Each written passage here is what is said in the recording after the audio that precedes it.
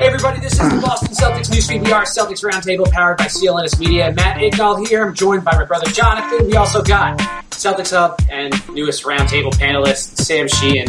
So for me, guys, the news just kind of gets worse and worse. Today we learned the Kings pick, if that Lakers pick rolls over because it doesn't land somewhere between 2 and 5, is also, sadly, top 1 protected, which sort of begs the question, why so soon? Is the other shoe about to drop?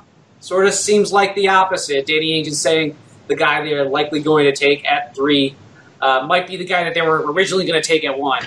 And we also learned that the Celtics will get the better of the 2 picks in 2019 if it rolls over to 2019 between Philly's pick and the Kings pick, which is definitely a good thing. So, all hope is not lost. Limiting the upside is never good.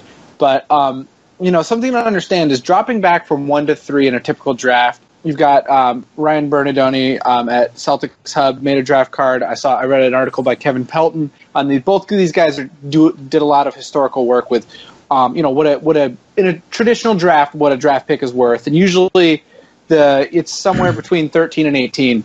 The 13th and 18th pick in the first round between 1 and 3. So when you look at it that way, even with the Celtics dropping that far down, there's still a lot of upside there. Like, if you go back since the turn of the millennium, 2000, we've had there's been an all-star available at pick 10 in every single draft up through 2013.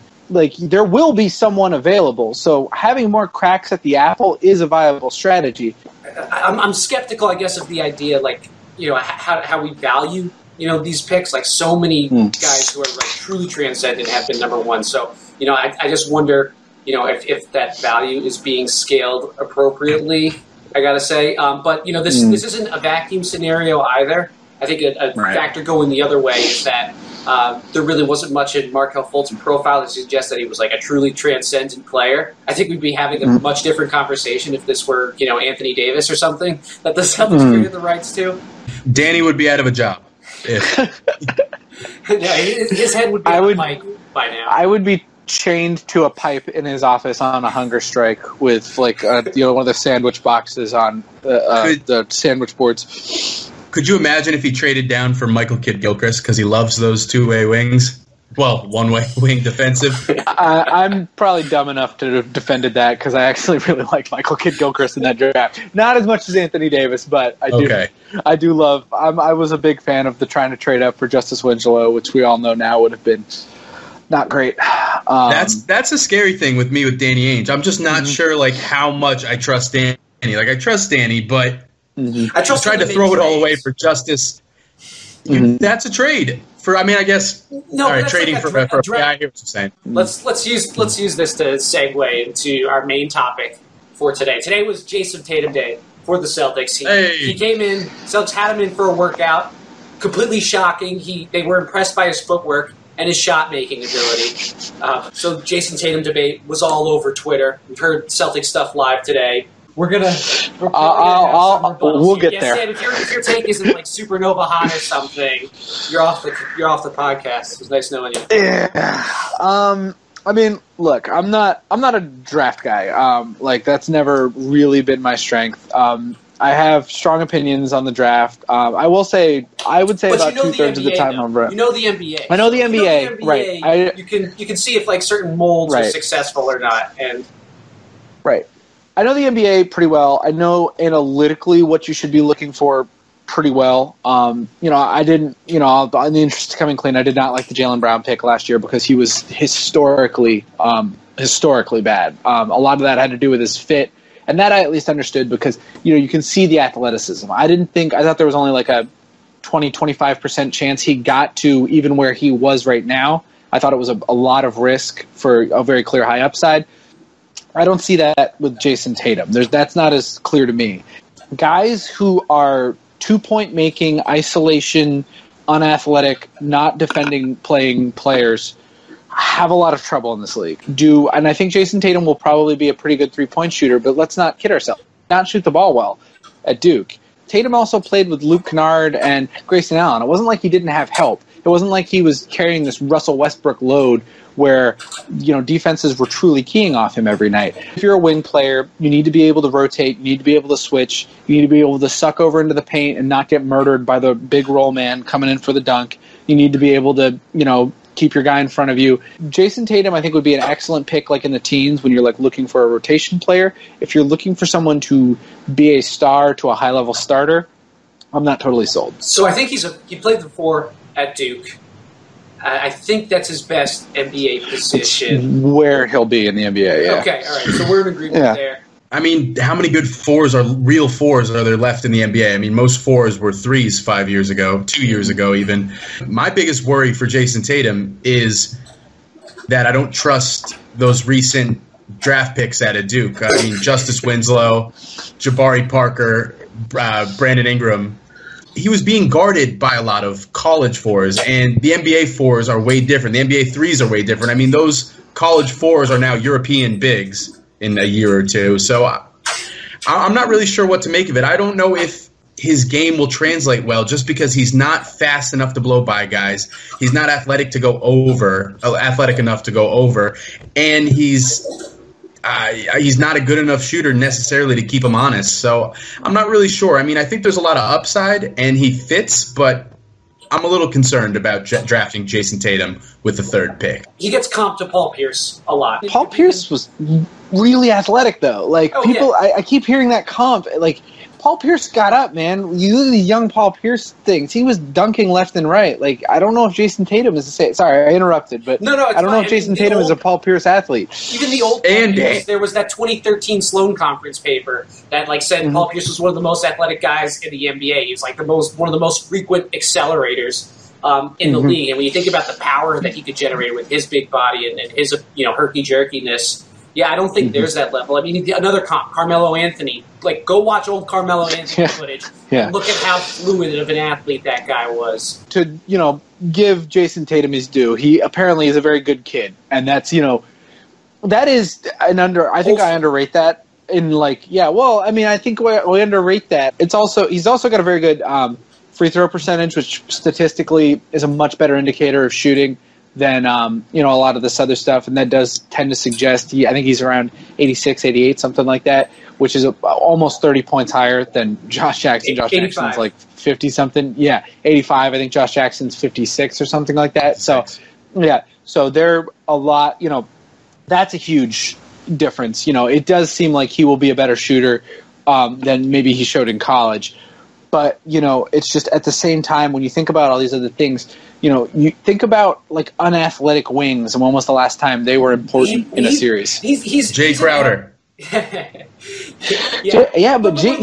Crowder's a better athlete than him, though. Yeah. That's rough. That's true, but definitely not a better leaper. I think he's an average athlete. He does have that Paul Pierce type of game, and with his work ethic, he could be great. He could be a Hall of Famer. I was saying, Larry Marketing could also be the next Dirk. OG Anunoby could be the next Kawhi. De'Aaron Fox. Some people compare him to John Wall for some reason. I don't get it. You say Lauri Marketing could be Dirk. I see more Andre, most likely Bargnani.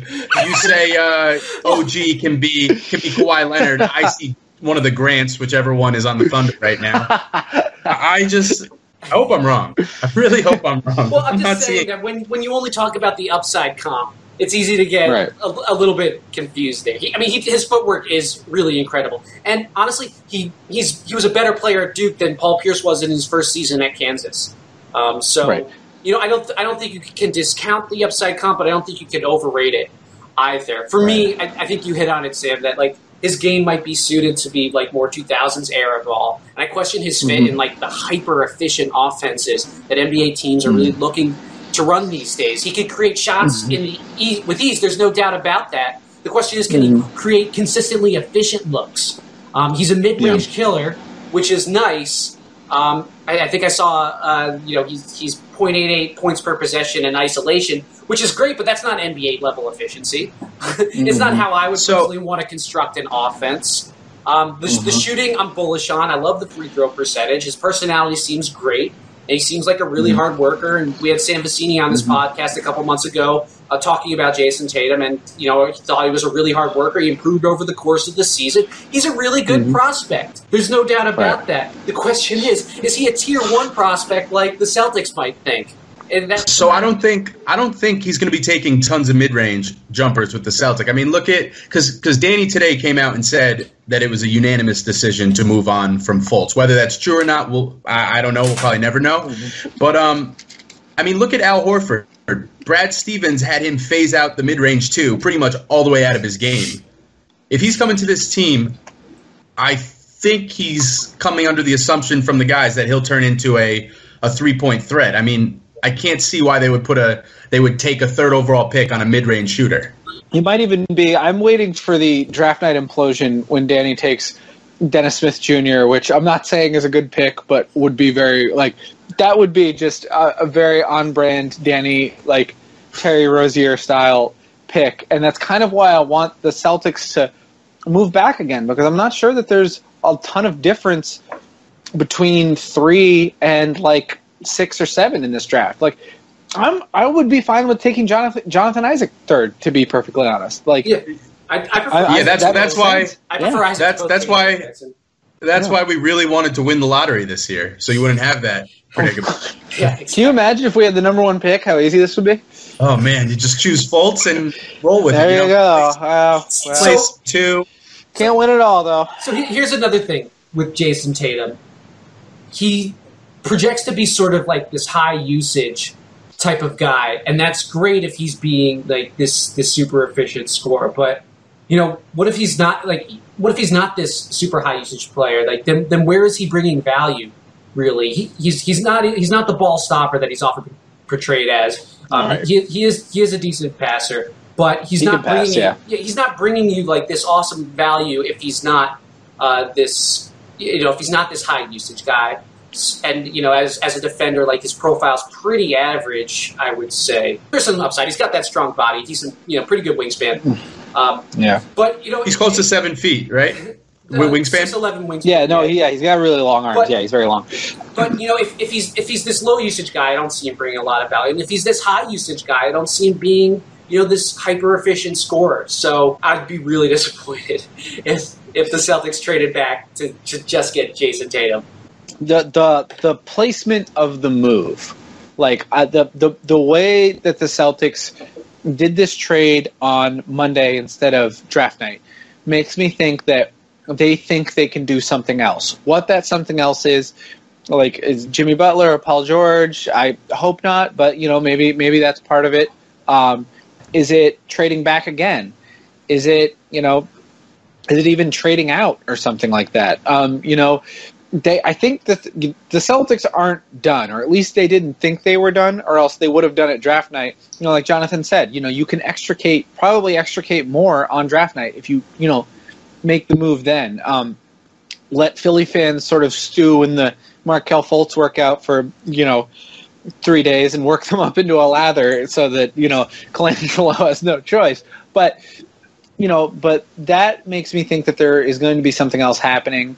Or at least there's going to be an attempt to do something else. It doesn't always work out. John, today we were talking on the phone, if the end goal is Anthony Davis, and that's not exactly the end goal is Anthony Davis. Okay. Yeah. Well, if that is the end goal, that's not exactly a new take. We were talking about this a year ago.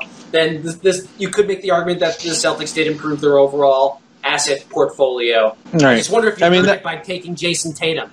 I don't want to say to you, he's going to end up on the Celtics, and I'm going to have all this whole segment thrown back in my face a million times. So if he ends up a Celtic, I will find a way to talk myself into it. But part of me feels like Brad can make everyone great. Steven's Juvenation machine, baby. It might be a little bit of a problem. He's I could turn this guy into gold. But right. Well, it's David Theis or Daniel Theis. I want to tell you all about HelloFresh, the meal kit delivery service that makes cooking more fun so you can focus on the whole experience and not just the final plate. Each week, HelloFresh creates new delicious recipes with step-by-step instructions designed to take around 30 minutes so that everyone from novices to seasoned home cooks short on time can make tasty meals. HelloFresh sources the freshest ingredients measured to the exact quantities needed so there's no food waste, and they employ 2 full-time registered dietitians on staff who review each recipe to ensure it is nutritionally balanced. They deliver food to your doorstep in a recyclable, insulated box for free, and they are now offering light spring meals and have just introduced breakfast options. Now the loyal listeners of CLNS Media will get a very special offer. Get this, because you are a loyal listener to the Boston Celtics newsfeed.